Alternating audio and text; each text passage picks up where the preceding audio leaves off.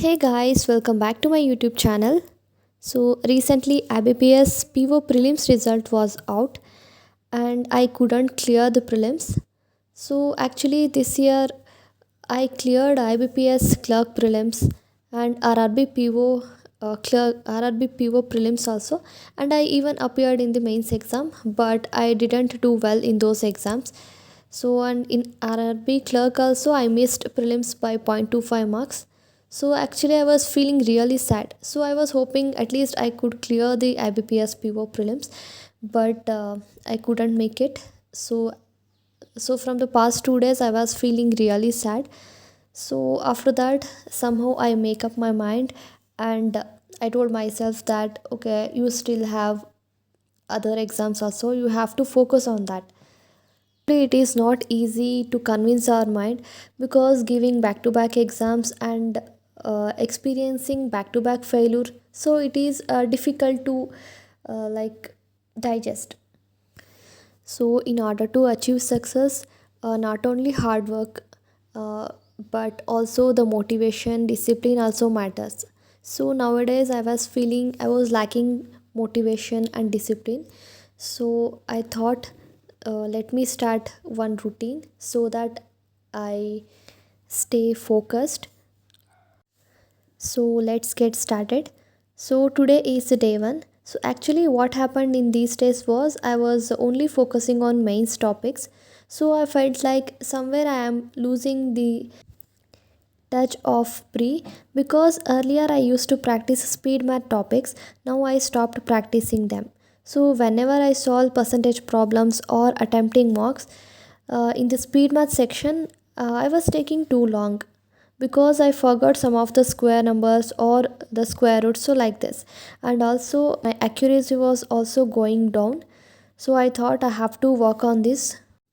So that's why now I am practicing tables from 1 to 25, and after that I practiced square numbers, then cube numbers. So and even in percentage to fractions, that also I forget sometimes, so I included that also.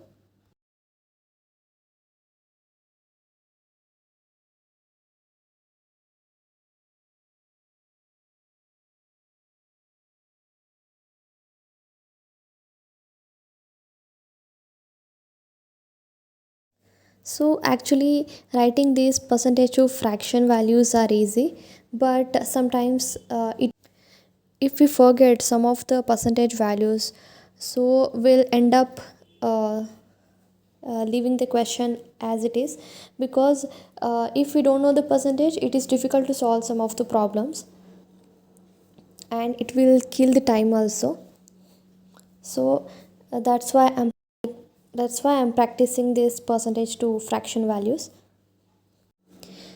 So actually, while writing the percentage to fraction values, I used to write it like this order only, like 20%, 40% in like means in the multiples of those percentages, so that it will be easy to write and remember also.